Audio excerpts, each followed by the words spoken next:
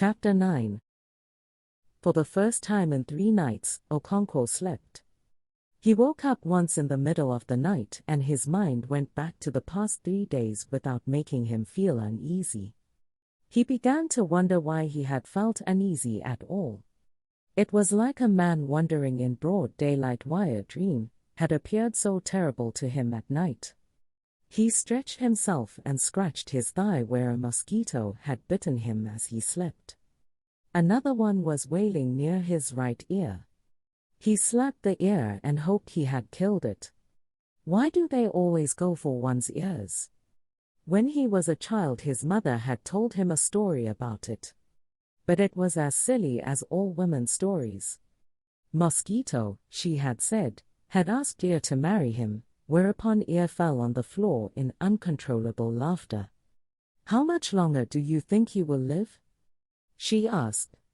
"You are already a skeleton." Mosquito went away humiliated, and any time he passed her way he told Ear that he was still alive. Okonkwo turned on his side and went back to sleep. He was roused in the morning by someone banging on his door. "Who is that?" he growled. He knew it must be Ikwefi. Of his 3 wives, Ikwefi was the only one who would have the audacity to bang on his door. "Ezinma is dying," came her voice, and all the tragedy and sorrow of her life were packed in those words. Okonkwo sprang from his bed, pushed back the bolt on his door and ran into Ikwefi's hut. Ezinma lay shivering on a mat beside a huge fire that her mother had kept burning all night. "It is Iba," said Okonkwo as he took his machete and went into the bush to collect the leaves and grasses and barks of trees that went into making the medicine for Iba. Ikwe knelt beside the sick child, occasionally feeling with her palm the wet, burning forehead. Ezinma was an only child and the center of her mother's world. Very often it was Ezinma who decided what food her mother should prepare. Ikwe even gave her such delicacies as eggs, which children were rarely allowed to eat because such food tempted them to steal. One day as Ezinma was eating an egg, Okonkwo had come in unexpectedly from his hut. He was greatly shocked and swore to beat Ikwe if she dared to give the child eggs again. But it was impossible to refuse Ezinma anything. After her father's rebuke, she developed an even keener appetite for eggs. And she enjoyed above all the secrecy in which she now ate them. Her mother always took her into their bedroom and shut the door. Ezinma did not call her mother Nay like all children. She called her by her name, Ikwefi, as her father and other grown-up people did. The relationship between them was not only that of mother and child. There was something in it like the companionship of equals, which was strengthened by such little conspiracies as eating eggs in the bedroom. Ikwefi had suffered a good deal in her life. She had borne 10 children and 9 of them had died in infancy, usually before the age of 3. As she buried one child after another, her sorrow gave way to despair and then to grim resignation. The birth of her children, which should be a woman's crowning glory, became for Ikwefi mere physical agony devoid of promise. The naming ceremony, after 7 market weeks, became an empty ritual. Her deepening despair found expression in the names she gave her children. One of them was a pathetic cry, "On Mwambiko death, I implore you." But death took no notice. Mwambiko died in his 15th month. The next child was a girl, Ozoamina, may it not happen again. She died in her 11th month, and 2 others after her. Ikwefi then became defiant and called her next child Onwuma, death may please himself. And he did. After the death of Ikwefi's 2nd child, Okonkwo had gone to a medicine man, who was also a diviner of the Afa oracle, to inquire what was amiss. This man told him that the child was an Ogbenye, one of those wicked children who, when they died, entered their mother's wombs to be born again. "When your wife becomes pregnant again," he said, "let her not sleep in her hut. Let her go and stay with her people. In that way she will elude her wicked tormentor and break its evil cycle of birth and death. Ikwifi did as she was asked. As soon as she became pregnant, she went to live with her old mother in another village. It was there that her third child was born and circumcised on the 8th day. She did not return to Okonkwo's compound until 3 days before the naming ceremony. The child was called Onwambiko. Onwambiko was not given proper burial when he died. Okonkwo had called in another medicine man who was famous in the clan for his great knowledge about Ogbanye children. His name was Okabu Uanwa. Okabu was a very striking figure, tall, with a full beard and a bald head. He was light in complexion and his eyes were red and fiery. He always gnashed his teeth as he listened to those who came to consult him. He asked Okonkwo a few questions about the dead child. All the neighbors and relations who had come to mourn gathered round them. On what market day was it born? He asked. Oh yea, replied Okonkwo. And it died this morning. Okonkwo said yes, and only then realized for the first time that the child had died on the same market day as it had been born. The neighbors and relations also saw the coincidence and said among themselves that it was very significant. Where do you sleep with your wife, in your obi or in her own hut? Asked the medicine man. In her hut. In future call her into your obi. The medicine man then ordered that there should be no mourning for the dead child. He brought out a sharp razor from the goatskin bag slung from his left shoulder, and began to mutilate the child. Then he took it away to bury in the evil forest, holding it by the ankle and dragging it on the ground behind him. After such treatment it would think twice before coming again, unless it was one of the stubborn ones who returned, carrying the stamp of their mutilation, a missing finger or perhaps a dark line, where the medicine man's razor had cut them. By the time Onwambiko died, Ikwifi had become a very bitter woman. Her husband's first wife had already had 3 sons, all strong and healthy. When she had borne her third son in succession, Okonkwo had slaughtered a goat for her, as was the custom. Ikwifi had nothing but good wishes for her.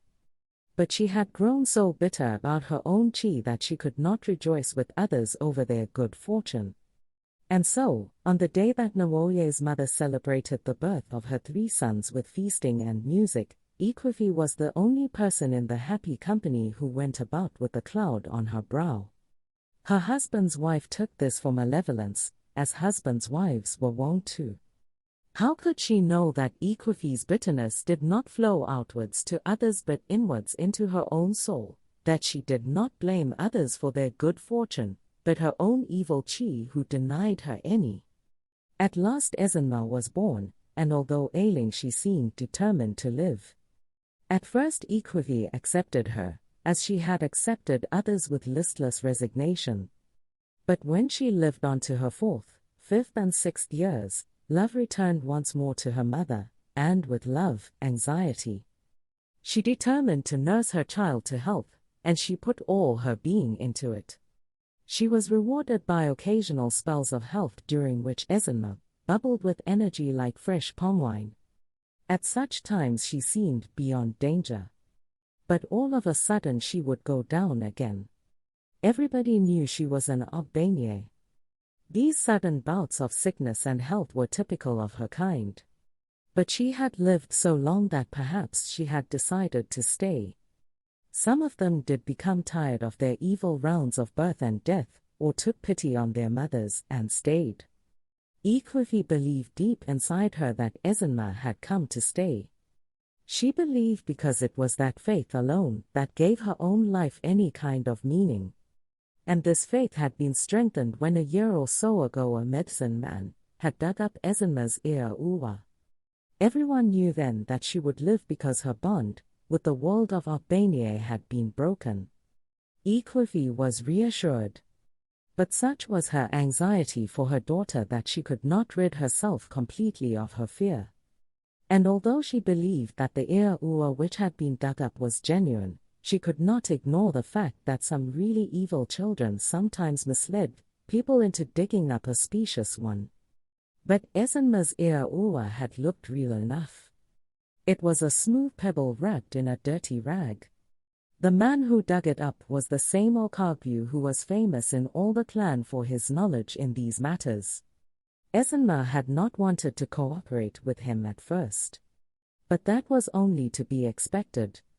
No Ogbonye would yield her secrets easily, and most of them never did because they died too young, before they could be asked questions.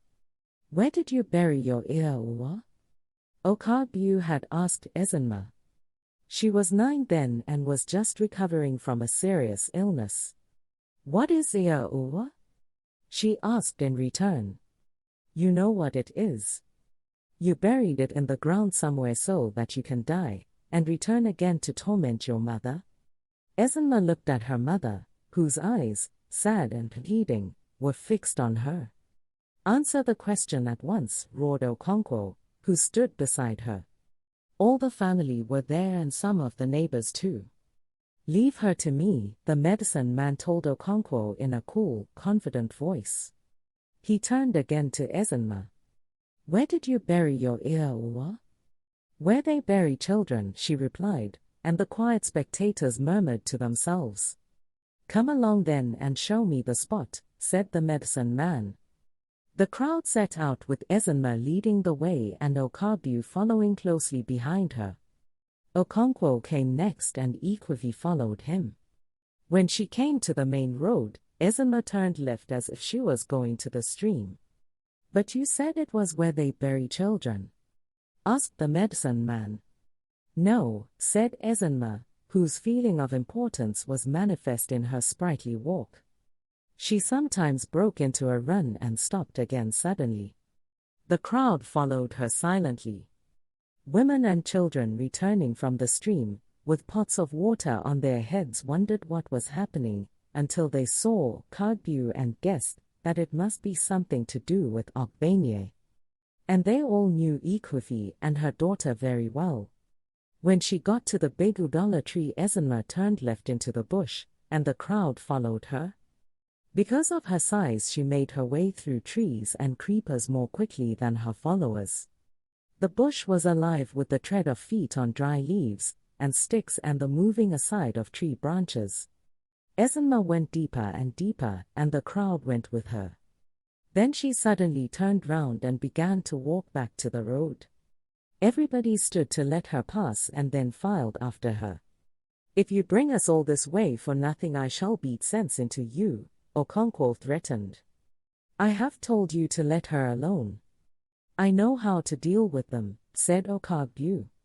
Ezinma led the way back to the road, looked left and right and turned right. And so they arrived home again. "Where did you bury your Ea-Uwa?" asked Okagbu when Ezinma finally stopped outside her father's obi. Okagbu's voice was unchanged. It was quiet and confident. "It is near that orange tree," Ezinma said.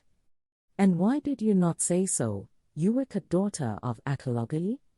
Okonkwo swore furiously. The medicine man ignored him. "Come and show me the exact spot," he said quietly to Ezinma. "It is here," she said when they got to the tree. "Point at the spot with your finger," said Okagbu. "It is here," said Ezinma, touching the ground with her finger. Okonkwo stood by, rumbling like thunder in the rainy season. "Bring me a hoe," said Okagbu. When Ikwevi brought the hoe, he had already put aside his goatskin bag and his big cloth, and was in his underwear, a long and thin strip of cloth wound round the waist like a belt, and then passed between the legs to be fastened to the belt behind. He immediately set to work digging a pit where Ezinma had indicated. The neighbors sat around watching the pit becoming deeper and deeper. The dark topsoil soon gave way to the bright red earth with which women scrubbed the floors and walls of huts. Okagbu worked tirelessly and in silence, his back shining with perspiration. Okonkwo stood by the pit. He asked Okagbu to come up and rest while he took a hand. But Okabu said he was not tired yet. Ikwivi went into her hut to cook yams. Her husband had brought out more yams than usual because the medicine man had to be fed. Ezinma went with her and helped in preparing the vegetables. "There is too much green vegetable," she said. "Don't you see the pot is full of yams?" Ikwivi asked. "And you know how leaves become smaller after cooking?" "Yes," said Ezinma, "that was why the snake lizard killed his mother." "Very true," said Ikwivi. He gave his mother 7 baskets of vegetables to cook, and in the end there were only 3. "And so he killed her," said Ezinma. "That is not the end of the story." "Oh ho," said Ezinma. "I remember now. He brought another 7 baskets and cooked them himself. And there were again only 3. So he killed himself too." Outside the Obi Okabu and Okonkwo were digging the pit to find where Ezinma had buried her Ea Uwa. Neighbors sat around, watching. The pit was now so deep that they no longer saw the digger. They only saw the red earth he threw up mounting higher and higher. Okonkwo's son, Nooye, stood near the edge of the pit, because he wanted to take in all that happened. Okabu had again taken over the digging from Okonkwo. He worked, as usual, in silence. The neighbors and Okonkwo's wives were now talking. The children had lost interest and were playing. Suddenly Okabu sprang to the surface with the agility of a leopard. "It is very near now," he said. "I have felt it." There was immediate excitement and those who were sitting jumped to their feet. "Call your wife and child," he said to Okonkwo. But Ikwivi and Ezinma had heard the noise and ran out to see what it was. Okabu went back into the pit, which was now surrounded by spectators. After a few more holefuls of earth he struck the Ea Uwa. He raised it carefully with the hoe and threw it to the surface. Some women ran away in fear when it was thrown. But they soon returned and everyone was gazing at the rag from a reasonable distance.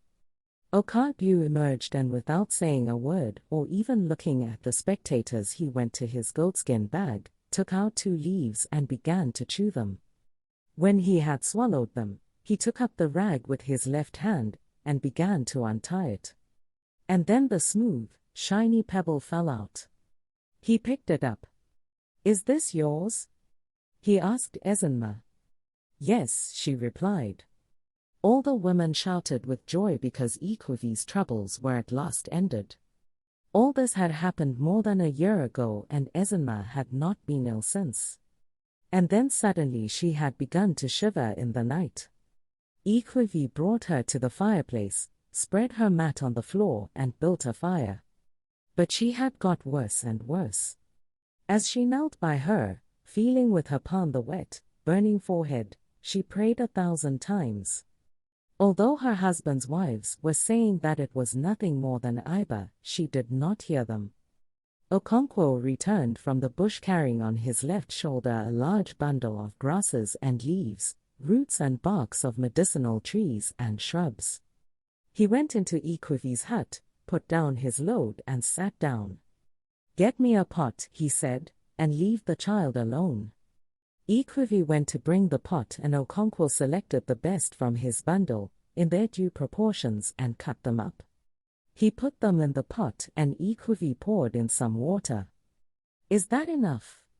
she asked when she had poured in about half of the water in the bowl.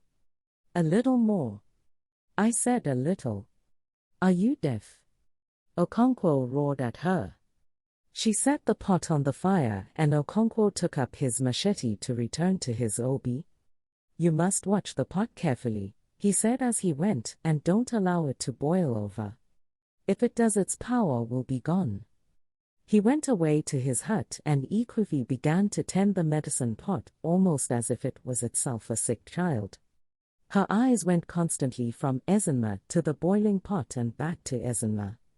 Okonkwo returned when he felt the medicine had cooked long enough. He looked it over and said it was done. "Bring me a low stool for Ezinma," he said, and a thick mat. He took down the pot from the fire and placed it in front of the stool. He then roused Ezinma and placed her on the stool, astride the steaming pot. The thick mat was thrown over both.